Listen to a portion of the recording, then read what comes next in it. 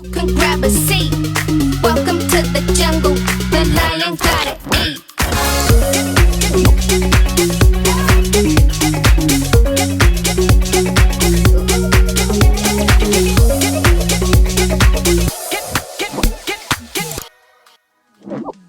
Beat detection is not some stupid gimmick. I'm going to show you practical examples of how you can use this and why it may actually become one of your most used tools in Final Cut Pro. You're really going to love the sound design example, I think. I have yet to see someone talk about this.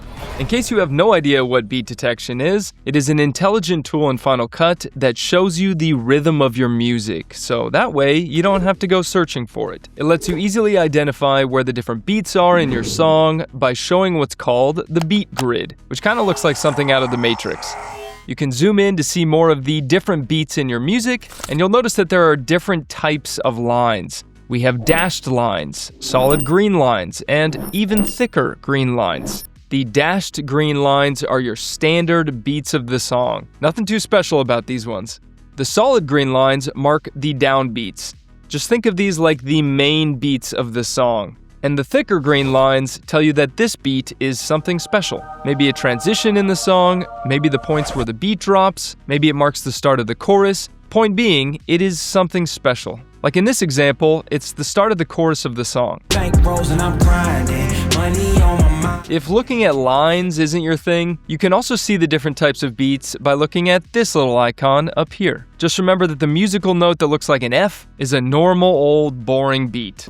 The S-looking one is the downbeat, indicating the start of a new measure, basically the main beat, for lack of a better term. And the one with sparkles is your special beat. By the way, this is important to note, make sure you have snapping turned on by pressing N on your keyboard or hitting this icon right here. That way you can snap to these different beat markers easily. That's all good and great, Dylan, but how do I turn the dang thing on? There are many ways, actually. Control right-click your audio clip and press Enable Beat Detection, or press the shortcut Option B. Think, I want to have the option to see my beat. You can also go to the magic wand icon and click Enable Beat Detection, and lastly, you can go to Clip and turn it on from there. By the way, you can do this for multiple pieces of music at once. You can turn on and off individual beat grids by selecting that music and pressing that Option B shortcut.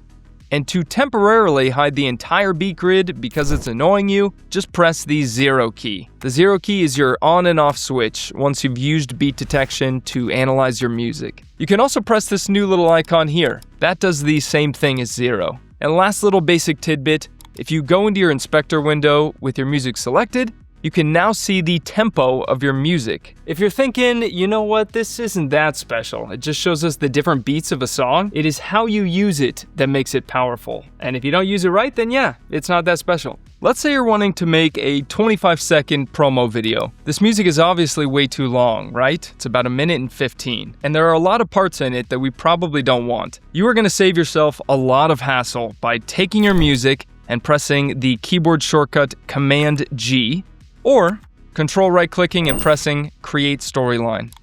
This lets us use the magnetic timeline. So if we cut the music up, we then don't have to move the music together in the next step. The magnetic timeline does it for us. It is a time saver that is not permanent, by the way. Once you're done, you could just right-click and hit Lift from Storyline, or press the keyboard shortcut Option Command and up arrow. Okay, watch how quick this is to cut this down to 25 seconds and have it sound great. Enable beat detection by pressing Option B, and we know that the beat drops here. How do we know that? There's that starry musical icon that signifies an important moment. You can also just see it in the waveform, and you can play it out like a normal person. We know we're going to need some sort of intro, so we'll bring up our range tool by pressing R for range, or selecting it in our toolbar menu here. And we'll select the area in between this solid line beat marker and the special beat marker and press delete. So now we have the intro and the beat drop. I like what plays out in this part of the song a lot, but this alarm sound is way too annoying. So I'll just make a cut right on this beat marker where the siren part starts by pressing Command B. Let's cut on this beat back here and hold Option and drag to quick copy this part of the song that we like instead.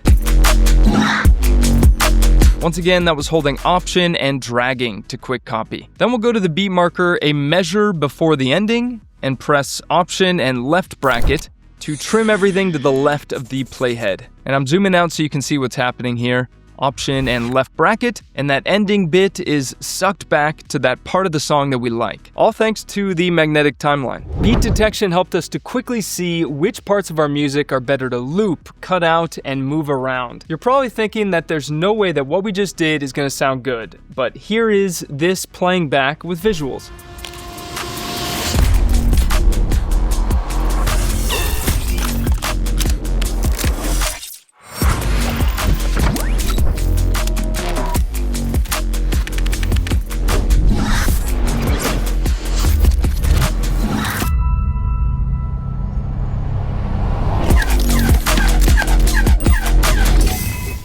I created that promo for my sound effects pack a while back, but I didn't have beat detection then, so it took a lot longer and it was certainly more annoying. You probably noticed that I added a gap clip in our storyline during this part. You can add one by selecting the storyline bar so the whole thing is outlined in yellow. Put your playhead in between the cuts where you want the gap clip and press Option W.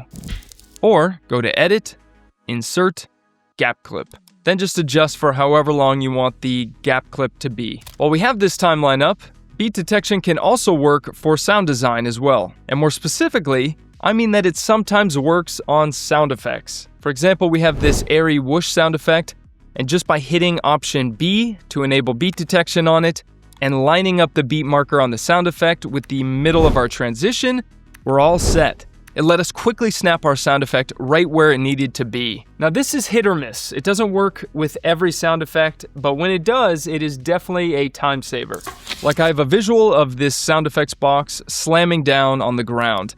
And if we just find about where the box looks like it would be touching down, and we hit M on our keyboard to set a marker, and we press Option B on our impact sound effect, we can just line up the beat marker on our sound effect with the marker that we set in place for our visuals, and we are done. I actually have markers set up on all my sound effects in my templates library for this reason. It lets me snap sound effects into place really quickly. Let's say beat detection doesn't work on your sound effects. It can still come in handy to help you create sound design to complement your music. So what do I mean here? We want a riser to help highlight this beat drop in the music. We're trying to complement our music with our sound design, which is important. So with beat detection turned on, we could be zoomed into the timeline and not have to zoom back out or scroll down to see where that drop-off point is in the music in order to position this riser. We quickly know where it is because of that beat grid. So now we can just nudge it into place using the keyboard shortcuts period and comma. We're good and that it's clear. And it certainly was not clear. Sometimes you may have a timeline that is so stacked that you have to move up and down to see where things are with your sound effect and with your music, so the beat grid really comes in handy in that situation. The most obvious use of beat detection is cutting on the beat. For example, this is all wrong. Our timeline cutting to black here does not feel smooth, and that's because if we pull up the beat grid on our music, you'll see that our timing is off. So in this instance, all we do is press T to bring up the trim tool to do a rolling trim to this beat marker, and then just quickly nudge our sound effect over to the left by pressing the comma key a few times, so it's lined up with the cut. Now that's much smoother. If you're tired of your music endings always sounding like trash, then this one's for you. So you have a song that you found for a 15-second video that you're gonna edit. Don't do the amateur method of cutting off the end bit of your song so it fits the length of your video and just adding a fade out. Instead, use beat detection to work with what your music gives you. So press Command G to throw your music into its own magnetic storyline, or Control right click and press Create Storyline. Press Option B to enable beat detection. And as we learned earlier, this little icon tells us that this is a transition point in the song. It's actually when the beat drops. So let's make a cut here by pressing Command B. We'll go to the end of the song, and I like this point where the woman's voice plays out. This will be our new beat drop. So we'll quickly make a cut here by pressing Command B and delete this bit to the left. could also just do that Option and left bracket shortcut. And our new beat drop and ending is brought to the beginning, creating the perfect short music edit for us.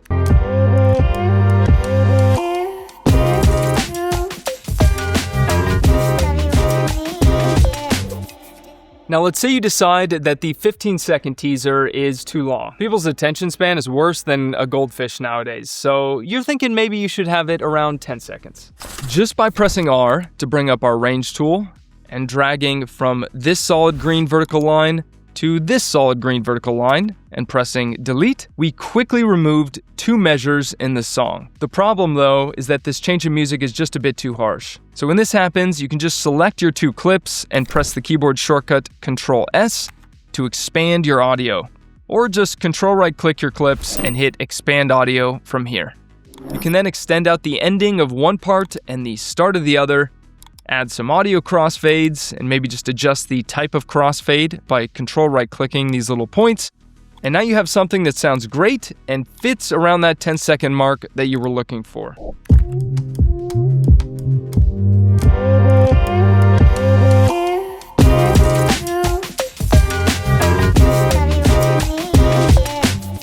There's another thing that you should do before editing, and that is to make sure that you know the tips that I go over in this video, because if not, you're building bad habits and likely spending way more time editing. So watch this video, you won't regret it.